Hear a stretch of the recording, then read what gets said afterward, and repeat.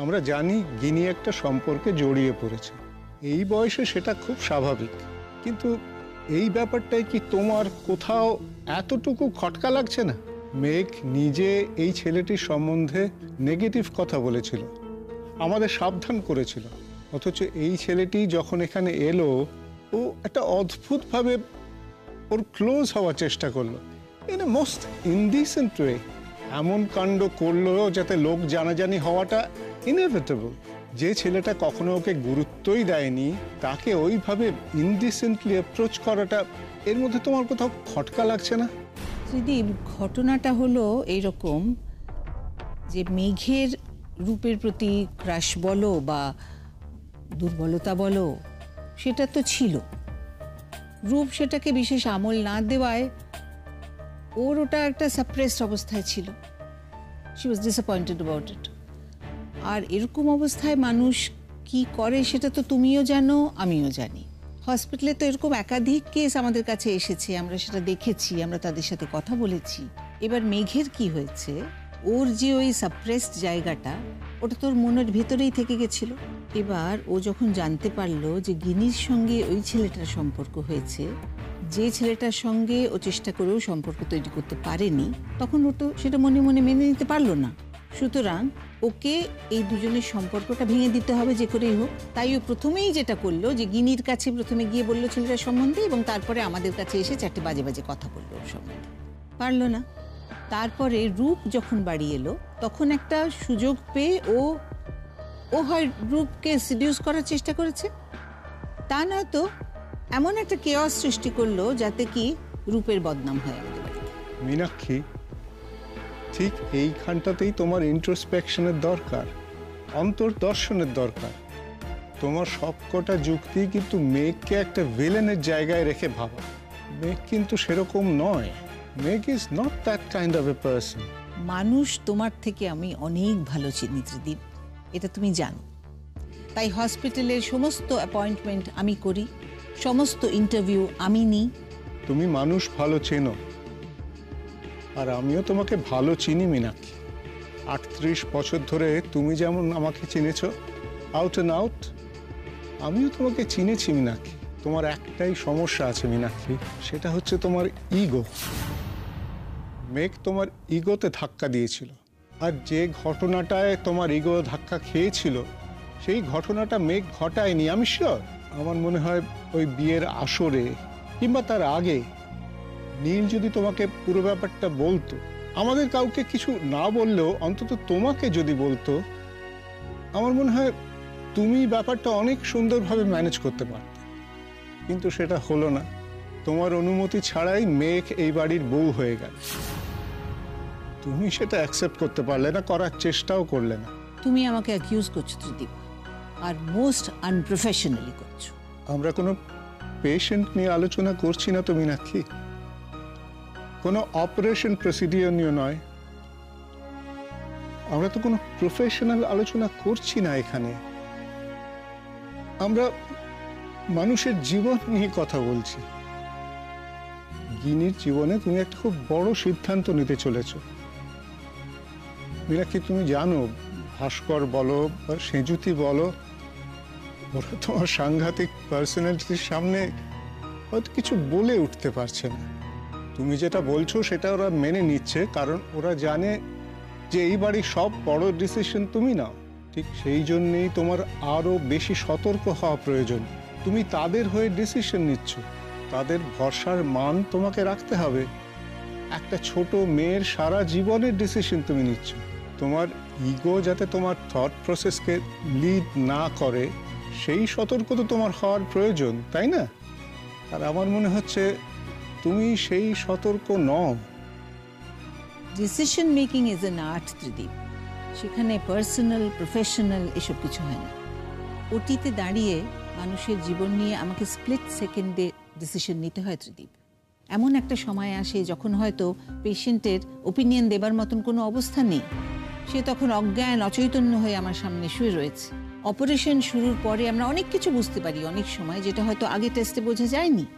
তখন তো স্প্লিট সেকেন্ডে আমাকে ডিসিশন নিতে হবে তাকে বাঁচানোর জন্যে। আর সেই ডিসিশনটা নিতে পারি বলেই, with all due respect to my modesty, আমি এখনো one of the best surgeon of the city. Decision যে নিতে পারে ত্রিদীপ, সে জীবনে সব ক্ষেত্রেই ডিসিশন নিতে পারে, সেখানে পার্সোনাল প্রফেশনাল এসব কিছু হয় না।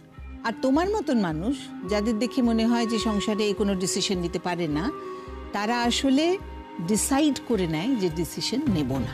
আমি জানি ত্রিদীপ, ট্রাস্ট মি, আমি যে ডিসিশনটা নেব সেটাতে গিনির ভালোই হবে। আমি বলবো আরো ভাবো, অতীতে কখনো ভুল সিদ্ধান্ত হয়নি তেমন তো না। তোমার ক্যারিয়ারে 1% বা 0.5% হলেও হয়েছে। আমার মনে হচ্ছে এই ক্ষেত্রেও সেরকমই কিছু হচ্ছে। মীনাক্ষী, তোমার ভুল সিদ্ধান্তের কারণে যদি ভাস্কর আর সেনজ্যোতির মেয়ের কোনো সর্বনাশ হয়, তুমি তাদের সামনে দাঁড়াতে পারবে তো? ভাবার সময় আছে যখন, আর কারণও আছে যখন, তখন আরেকটু ভাবো না। গিনিটা কোনো ভুল করছে না তো? ও, তোমার এরকম মনে হচ্ছে বোধহয়। বুঝতে পারছি না। এদিকে মেঘকেও অবিশ্বাস করতে পারছি না, জানো। শোনো, আমি মেঘকে আর এক বিন্দু বিশ্বাস করি না। এই কথাটা তো তুমি বলছো না, তোমার ভেতর দিয়ে বৌদি বলছে, তাই তো? মানে তোমার যদি অসুবিধা ছিল, রূপকে যখন ডাকা নিয়ে কথা হচ্ছিল তখন তুমি চুপ করে রইলে কেন গো? সে তো তুমিও চুপ করেছিলে। তুমি তো জানো যে আমি দিদি ভাইয়ের মুখের ওপর কোনো কথাই বলি না। শুধু কি সেটাই কারণ? মানে তুমি বৌদির মুখের ওপর কথা বলো না বলেই কি চুপ করেছিলে? তোমার কি কিছু বলার ছিল?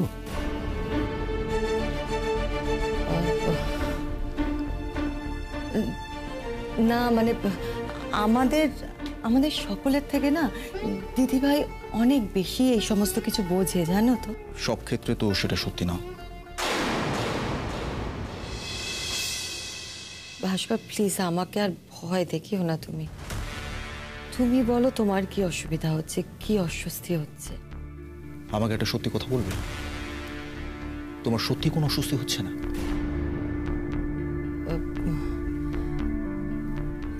আমার আমার কথা তুমি জানো না ভাস্কর। তুমি আমাকে বলো যে তোমার কি অস্বস্তি হচ্ছে। উভয় সংকটে পড়েছি, জানো। আমি উভয় সংকটে পড়েছি। একদিকে বৌদি, যার কথা আমি চিরটাকাল মেনে চলেছি, আরেকদিকে মেঘ, যে মেয়েটা থেকে অনেস্ট মেয়ে আমি আমার জীবনে আর দেখিনি। একজনের কথা যদি আমি মেনে নিই, তাহলে ওই রূপ বলে ছেলেটিকে ফার্দার এ বাড়িতে ঢুকতে দেওয়া আমার উচিতই নয়। আর অন্যজন, সে যদি প্লিজ আমাকে একটু সাহায্য করো। আই নিড ইউর হেল্প নাও। কিনির মা হিসেবে একটু ভাবো। বৌদি চশমাটা চোখ থেকে খুলে ফেলো। সে যদি, তোমার কি মনে হয় সে যদি ওই ছেলেটির সম্পর্কে আর একটু ভালো করে খোঁজ খবর নেওয়া কি আমাদের উচিত নয়? আমরা কি ময়ূরীকে এতখানি বিশ্বাস, এতখানি ভরসা আরোপ করবো? আমাদেরকে করা উচিত। আমি অন্তত সেটা করতে পারি না। আমি ময়ূরীকে অতখানি বিশ্বাস, অতখানি ভরসা করতে পারি না। কি গো, চুপ করে আছো কেন? বলো না, আমাদের এখন কি করা উচিত? বলো না, তোমার কি মনে হচ্ছে বলো। তুমি যা ভালো বোঝো তাই করো ভাস্কর। আমি আর ভাবতে পারছি না। মেয়েটার ছেলে পেল না ভাব করার, ওই রকম একটা ছেলে, যার আমার না আর কিছু ভালো লাগছে না।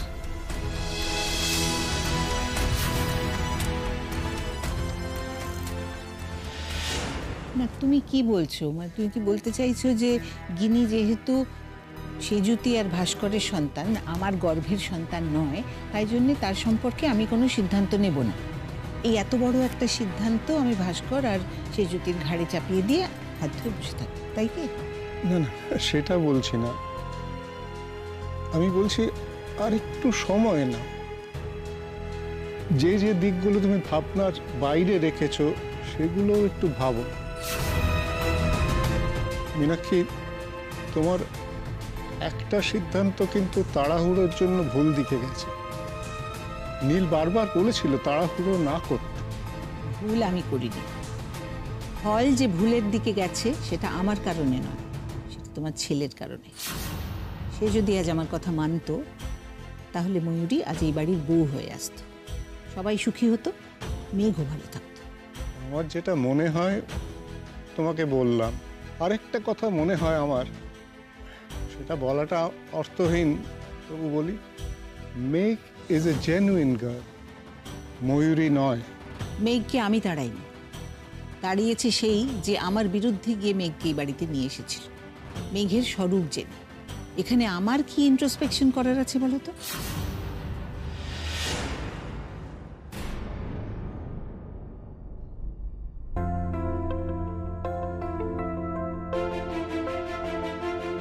এ কি, তোমরা কি আমার জন্য ওয়েট করছো নাকি? না না, তোমার বাবার সঙ্গে অনেক দিন সুখ দুঃখের গল্প হয় না তো, তাই বসে একটু কথা বলছিলাম। যাও তুমি শুয়ে পড়ো, আমিও উঠি, অনেক রাত হয়ে গেল।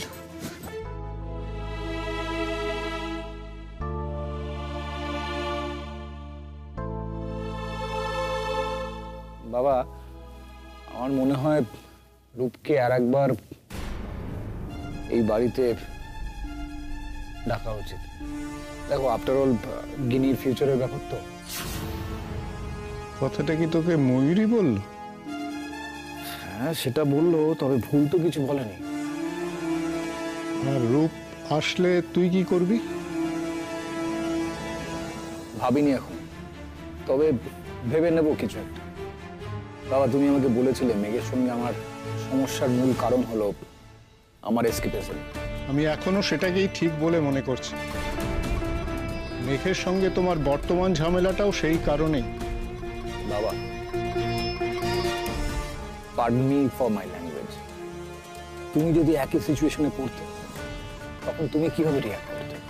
তুমি কি একবারও মেঘকে নিজের ঘরে শান্ত হয়ে জিজ্ঞেস করেছিলে ঠিক কি হয়েছিল? সে প্রবৃত্তি হয়নি, আর সেটার কি প্রয়োজন ছিল? ছিল, কারণ তাতেই তোমার চক্ষুকর্ণের বিবাদ ভঞ্জন হয়ে যেত বোধহয়। কিন্তু সেটা না করে তুমি বাকি সকলের সঙ্গে দাঁড়িয়ে তার দিকে আঙুল তুললে। হ্যাঁ, and everything perished.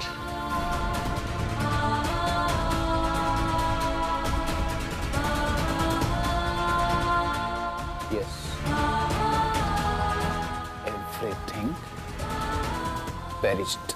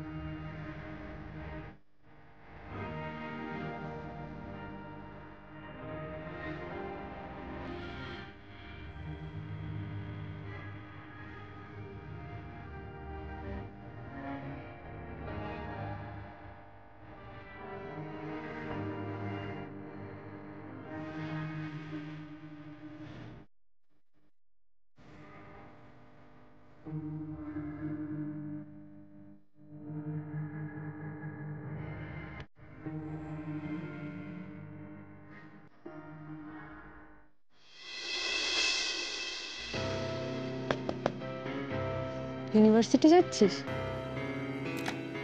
এই সময় তো তাড়াহুড়ো করে আর কোথায় যাই আমি? না, তোকে দেখতে বেশ অন্যরকম লাগছে। নতুন জামাও পরেছিস দেখছি। তাই ভাবছিলাম নতুন জামা পরে তুই কোথায় যাচ্ছিস? কোনো ডেটে যাচ্ছিস নাকি? এখন শুনে নিয়েছিস তো কোথায় যাচ্ছি, এবার কি বলবি সেটা বল। তুই কি আমাকে বলতে অ্যালাউ করবি? বাবা, আজ অব্দি কোন কাজটা আমার পারমিশন নিয়ে করেছিস তুই, বা আমার পারমিশনের ওয়েট করেছিস? মানে কি বলতে চাইছিস? আমি তো লাইফে ইন্টারফেয়ার করি? কবে বলতো? যে কোনো একটা ইনসিডেন্ট বলতো। কি করেছিস আর কি করিসনি সেটা তো আমার বলার অপেক্ষা রাখে না। তুই আমার থেকে ভালো জানবি। যাকে কি বলতে এসছিস সেটা বল। আরে বাবা, ওটা কাঁচা হবে, ওটা পাঠ করার কোনো দরকার নেই। কি বলবি সেটা বল। কাল রাতে তোর গান শুনলাম। খুব স্বাভাবিক ব্যাপার, গলা ছেড়েই তো গাইছিলাম। আর এই বাড়িতে আমার গানের গলা শুনতে পাওয়াটা তো অস্বাভাবিক কিছু নয়, সেটা মাঝরাত্রিরে হোক বা ভোর রাত্রিরে হোক। তোর গানের মধ্যে দিয়ে তোর মনের কষ্ট যন্ত্রণাগুলো সবটা বুঝতে পারছিলাম। আমি নিজেও সবটা বুঝেছি। তুই আবার আজকাল আমার ভেতরের যন্ত্রণা টন্ত্রণা বুঝতে পারছিস নাকি? কেন? তুই নিজে বুঝতে পারিসনি? না, বুঝতে পারছি না। আর শোন, আমার মনের মধ্যে যদি কিছু থেকেও থাকে না, সেটা যন্ত্রণা নয়, সেটা শুধুমাত্র রাগ আর বিরক্তি। তুই নিজের কাছে যতই অস্বীকার করিস মেঘ, এটা সত্যি যে তুই এখনো মনে মনে নীলের কাছে যেতে চাইছিস। তাই জন্যই এত সেজেগুজে কলেজ যাচ্ছিস, ইউনিভার্সিটি যাচ্ছিস। আর সেটা স্বাভাবিক, it's okay, I understand that. তুই আমার মনের কথা যতটা জানিস তার একানো আমি জানি না, বুঝলি? বিদ্রুপ করছিস কর, কিন্তু এটাই সত্যি।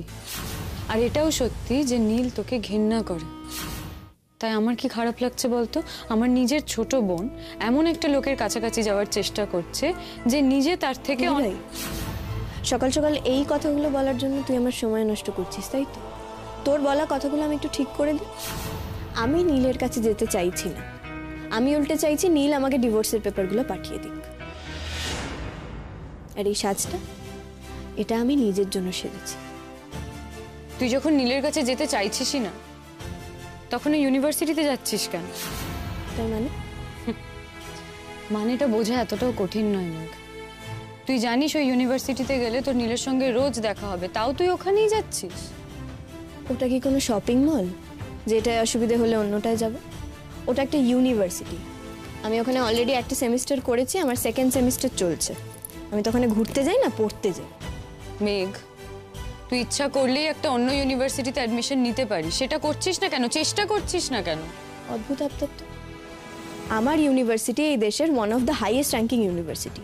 আমি ওখানে নিজের যোগ্যতায় অ্যাডমিশন পেয়েছি, আমি কেন ওটা ছেড়ে চলে আসবো?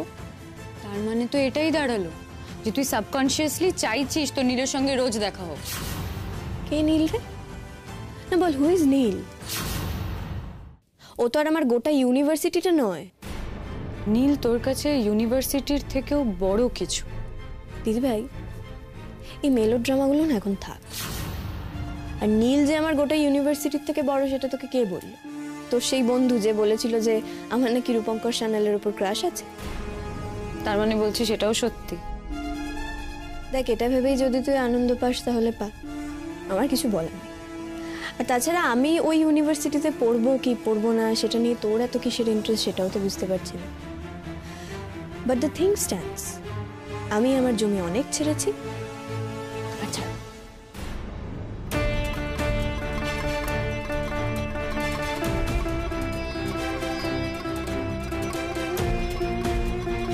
আর বাই দ্য ওয়ে, আগের দিন নীলও আমাকে বলছিল ইউনিভার্সিটি ছেড়ে দেওয়ার কথা, আজকে তুইও বলছিস। তোদের দুজনের গলার সুরটা একরকম কেন লাগছে বলতো? আরে বাবা মেঘ, আমি তো তোর ভালোর জন্যই বলছিলাম রে সব। ভালো? দিদি ভাই, তুই ক্ষান্ত দে রে। গত কয়েক মাসে তুই আমার অনেক ভালো করেছিস, আর করিস। কি হলো মেঘ? দিদির সাথে এভাবে কথা বলছো কেন তুমি? মা, ছেড়ে দাও না, তুমি আর ওকে বকাবকি করো না। ও এমনিতেই মেন্টালি একটা ভালনারেবল স্টেটে আছে, যা মিসহ্যাপ হয়েছে। তুমি তারপরে আর ওকে বকাবকি না না, তোর সাথে এভাবে কথা বলছে কেন? জানতে হবে তো সেটা আমাকে।